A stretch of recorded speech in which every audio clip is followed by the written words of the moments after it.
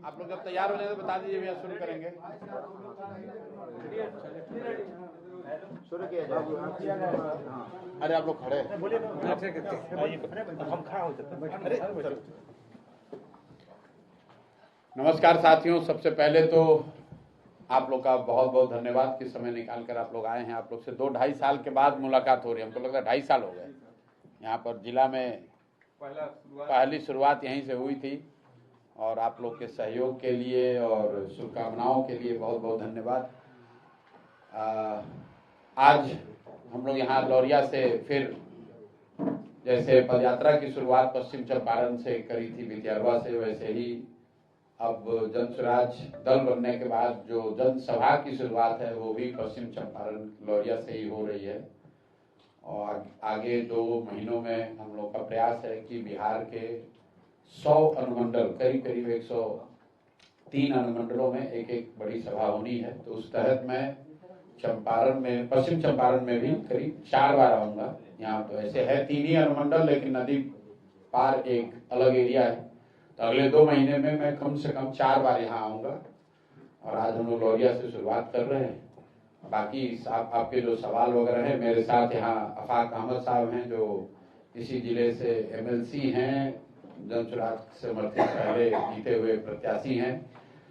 हमारे बगल में विकास सिंह जी हैं, ये गोपालगंज के रहने वाले हैं, स्कूल चलाते हैं और अभी जन स्वराज की ओर से पश्चिम चंपारण के प्रभारी हैं। तो बगल में AK द्विवेदी साहब हैं, आप उनको जानते हैं, यहीं साठी के रहने वाले हैं, रिटायर्ड IAS अफसर हैं। बगल में हमारे ललन यादव जी हैं, ये मुंगेर के हैं और जन स्वराज से जुड़े हुए हैं, ये भी रिटायर्ड IAS ऑफिसर हैं। इनके पिताजी वहाँ से विधायक थे।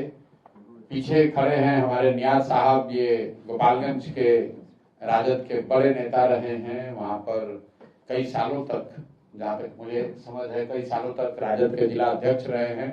अभी पार्टी में जो सबसे बड़ी पार्टी का विंग है, 151 सदस्यीय कोर कमेटी, उसके मेंबर हैं और चुनाव की जो केंद्रीय समिति है उसके भी मेंबर हैं। मेरे ठीक पीछे किशोर कुमार मुन्ना जी हैं जो जन स्वराज में संगठन के महासचिव हैं, कोर कमेटी के मेंबर हैं और पूरे राज्य में संगठन के महासचिव हैं। 2 बार के एक्स विधायक हैं, निर्दलीय 2 बार ये विधायक रहे हैं, सहरसा के रहने वाले हैं। बगल में सरवर साहब हैं, ये बेगूसराय के रहने वाले हैं, ये भी पार्टी के कोर कमेटी के मेंबर हैं, वाइस प्रेसिडेंट हैं। तो मेरे साथ जो साथी हैं इनका मैंने आपसे परिचय इसलिए भी करा दिया कि अगर आपका कोई सवाल इनसे हो तो डायरेक्टली आप इनसे भी सवाल कर सकते हैं, क्योंकि दल का स्वरूप बड़ा हो गया है तो जरूरी नहीं है कि हर गतिविधि और हर व्यक्ति के बारे में मुझे ही जानकारी हो। लेकिन बाकी आपके जो सवाल हैं, मैं आपके सवालों का जवाब देने के लिए यहाँ बैठा हुआ हूँ। बहुत बहुत धन्यवाद। चंपारण NDA का गढ़ रहा है और महागठबंधन को कभी सफलता नहीं मिल रही है, तो लगता है कि जन स्वराज यहाँ इसमें जगह बना पाएगा?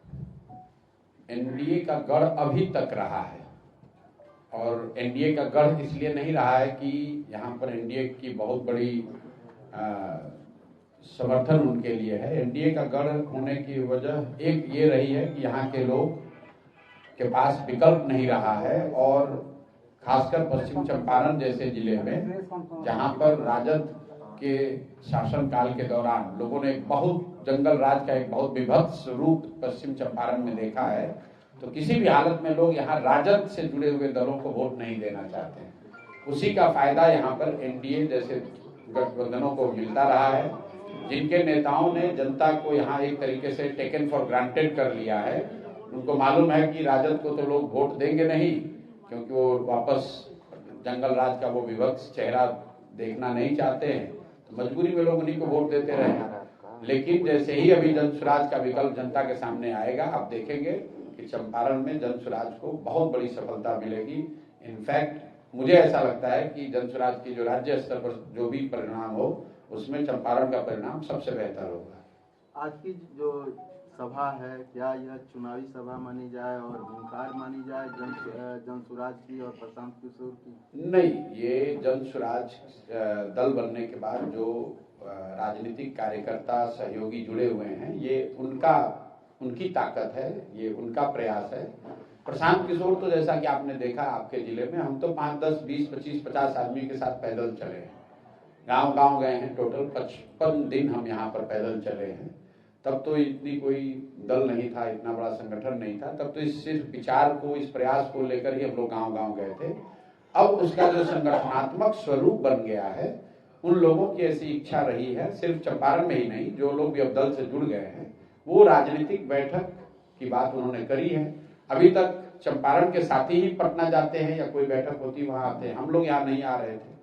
तो फिर से पदयात्रा शुरू करने से पहले दल में यह सहमति बनी है कि जहां जहां संगठन बन गया है पूरे बिहार में, वहां एक बार कम से कम जाकर राजनीतिक बैठक, राजनीतिक आम सभा की जाए। इसीलिए ये प्रयास शुरू किया जा रहा है और इसको अगले 1-1.5 महीने में मैं पूरे बिहार में कर लूंगा। फिर उसके बाद पदयात्रा जहां पर रुकी हुई है वहां से फिर से शुरू किया जाएगा। ये विधानसभा चुनाव जो होने जा रहा है, तो क्या ये आने वाले विधानसभा चुनाव में आपकी पार्टी किसी से गठबंधन भी करेगी या सेल्फ पूरी सीट पर लड़ेगी? गठबंधन को लेकर मैंने पहले भी जवाब दिया है कि 243 मतलब 243, जन स्वराज 242 सीट पर नहीं लड़ेगा। फिर लोग सवाल करते हैं कि अच्छा चुनाव के बाद क्या होगा, तो मैं गठबंधन को लेकर आपको बड़ा स्पष्ट बता दूं, 2025 में 243 सीट पर जन स्वराज चुनाव लड़ेगी और 2029 में भी 243 सीट पर ही लड़ेंगे। अभी नहीं, 2029 तक का आपको बता रहे हैं। तो फिर ये सवाल मत कीजिएगा कि चुनाव जीतने के बाद अगर कोई संभावना बन गई, किधर जाइएगा, दाएं जाइएगा कि बाएं जाइएगा। जन स्वराज बिहार को सुधारने का प्रयास है, व्यवस्था के बदलने का प्रयास है, कुछ एमएलए जीतकर सरकार बनाने का प्रयास नहीं है। और मैं पूरी तरीके से कृत संकल्पित हूं, चाहे 2 बरस लगे, 5 बरस लगे, 10 बरस लगे, कोई इसके ईमानदारी में, इसकी शुद्धता में, इस विचार के प्रयास में कोई कमी नहीं, कोई उसमें कॉम्प्रोमाइज नहीं होगा।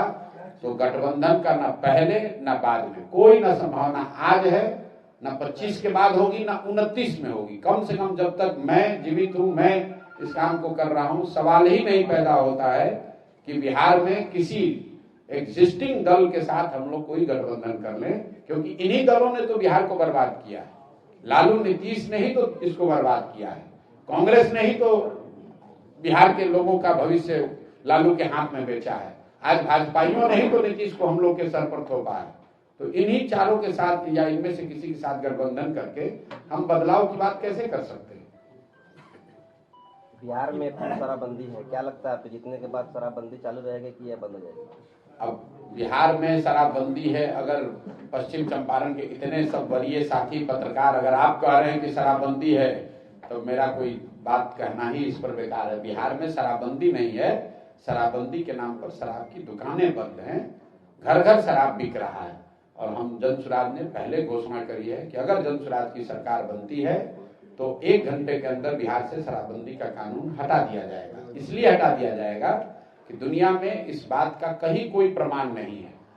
सिर्फ बिहार की बात नहीं कह रहा हूं, देश की बात नहीं कर रहा हूं, दुनिया में इस बात का कहीं कोई प्रमाण नहीं है कि शराबबंदी के जरिए किसी समाज का आर्थिक, सामाजिक, नैतिक सुधार हुआ। दूसरी बात, शराबबंदी की वजह से बिहार में करीब करीब 15 से 20 हजार करोड़ रुपए का नुकसान हो रहा है हर साल। ये पैसा कहाँ जा रहा है? ये पैसा जा रहा है यहाँ के भ्रष्ट नेताओं के जेब में, यहाँ के अफसरों के जेब में, शराब माफिया के जेब में। बिहार सरकार जिसका बजट अभी अभी आया है, आप उसका विकास का बजट देख लीजिए, 20,000 करोड़ रुपया इतनी बड़ी राशि है कि प्लान्ड एक्सपेंडिचर का करीब करीब ये 15 से 20% होता है। 1/3 से 1/4 पैसा जो है आप फॉरगो कर रहे हैं, और ये पैसा से किसी का फायदा नहीं हो रहा है। ये पैसा मिल रहा है यहाँ के अफसरों को, नेताओं को, शराब माफियाओं को।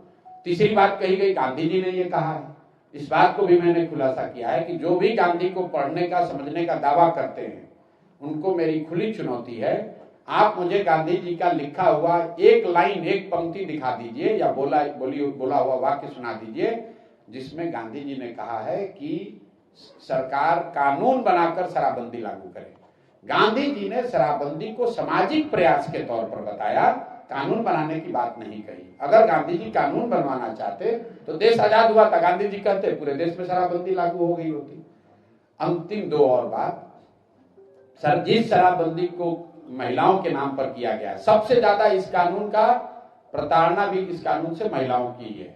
कुल 8 लाख से ज्यादा मामले हुए हैं शराबबंदी में, 6.5 लाख से ज्यादा केसेस में कोर्ट ने कॉग्निजेंस लिया है और 1.25 लाख से ज्यादा लोग आज भी अंडर ट्रायल जेल में हैं।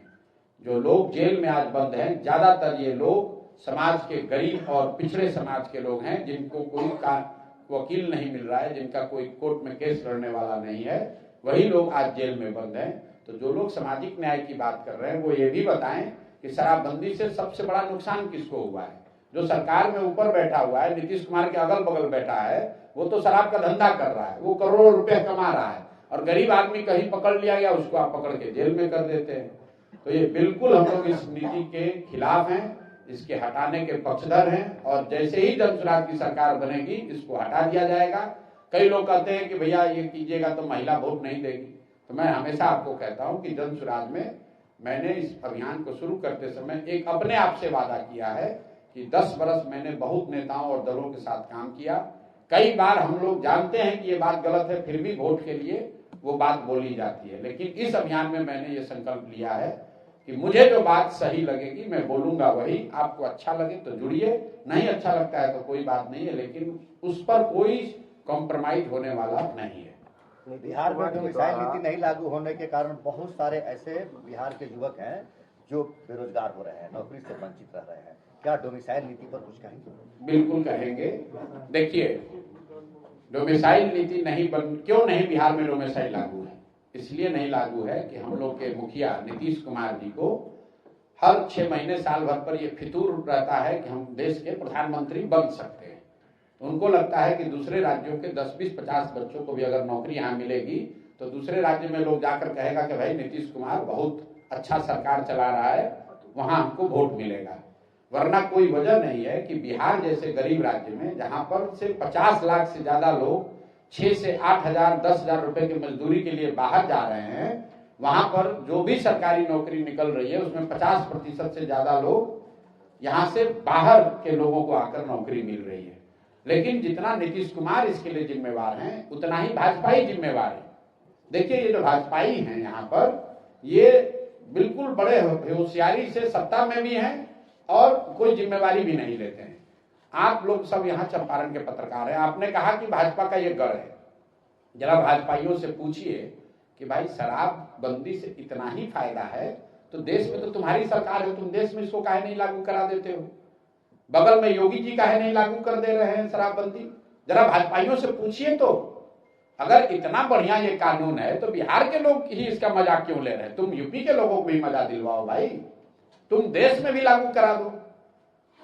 ये जो भाजपा की जो मोहित नीति है, यही काम तो कांग्रेस ने किया है।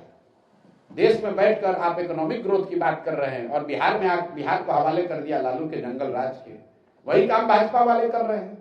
देश में आप विकास, तरक्की, फैक्ट्री की बात कर रहे हैं और बिहार में आकर शराबबंदी और 5 किलो अनाज, मंदिर मस्जिद की बात कर रहे हैं। तो मैं हमेशा कहता हूं कि बिहार के बर्बादी के लिए लालू और नीतीश जिम्मेवार है, लेकिन इसके असली गुनाहगार कांग्रेस और भाजपा ही हैं, क्योंकि लालू जी को इस राज्य की जनता ने सिर्फ एक बार वोट दिया है 1995 में। लालू जी को कभी बहुमत बिहार की जनता ने नहीं दिया है, लेकिन 15 साल से ज्यादा लालू जी ने राज किया कांग्रेस के बैसाखी से। उसी तरह नीतीश कुमार को बिहार की जनता ने सिर्फ एक बार वोट दिया है, 117 एमएलए जिताया था 2010 में। उसके अलावा जितनी बार मुख्यमंत्री नीतीश कुमार रहे हैं, ज्यादातर समय भाजपा के सपोर्ट से रहे हैं। तो अगर नीतीश सरकार के खिलाफ लोगों में गुस्सा है, नीतीश कुमार गलत कुछ कर रहे हैं, तो उसका असली गुनाहगार भाजपा ही है। ये दूसरे राज्य में दूसरे के पार्टियों को तोड़कर अपना सरकार बनाते हैं, विधायकों को खरीद कर सरकार बनाते हैं। बिहार में ऐसा कैसे है कि इनका 75 विधायक है, सामने से नीतीश कुमार का 42 विधायक है और नीतीश कुमार मुख्यमंत्री है। सामाजिक समीकरण के नाम पर कि 12 गो एमपी का समर्थन दिल्ली में मिलता रहे, बिहार के बच्चे अगर भोग रहे हैं तो भोगें, बिहार के बच्चे पलायन कर रहे हैं, इनको कोई उसकी चिंता नहीं है। मोदी जी आए कह रहे हैं कि बिहार का लाडला मुख्यमंत्री है। ये नहीं कहा कि यही लाडला, हम तो अपील कर रहे हैं आपके जरिए भाजपाइयों को, माननीय मुख्य प्रधानमंत्री मोदी जी को, कि अगली बार जब अमित शाह जी और मोदी जी आए तो उनको ये घोषणा करनी चाहिए कि यही लाडले व्यक्ति अगले 5 वर्ष में मुख्यमंत्री रहेंगे। वो घोषणा कर दें चंपारण में अगर एक एक सीट पर भाजपा न हारी तो आप हमसे पूछ लीजिएगा, खाली ये घोषणा कर दें। ये लोग नीतीश को आगे मुखौटा बनाकर किसी तरह वोट लेना चाहते हैं। जीतने के बाद नीतीश का भी गला काटेंगे और इस बार अपना मुख्यमंत्री बनाएंगे। नीतीश कुमार के द्वारा प्रधानमंत्री नरेंद्र मोदी के पैर छूने पर आपने बिहारियों के अपमान बताया था। बिल्कुल बताया था। देखिए, पैर छूना हम लोग की सामाजिक सभ्यता का हिस्सा है। आप अपने से बड़े व्यक्ति का या जिसको भी आप सम्मान देते हैं उसका अगर पैर छूते हैं उससे कोई दिक्कत नहीं। लेकिन नीतीश कुमार पार्लियामेंट में, देश के संसद में जहां शपथ विधि चल रही हो या जहां पर सरकार का एक फॉर्मल मीटिंग चल रहा है, वहां पर खड़े होकर प्रधानमंत्री का पैर छू रहे हैं, तो वो सिर्फ नीतीश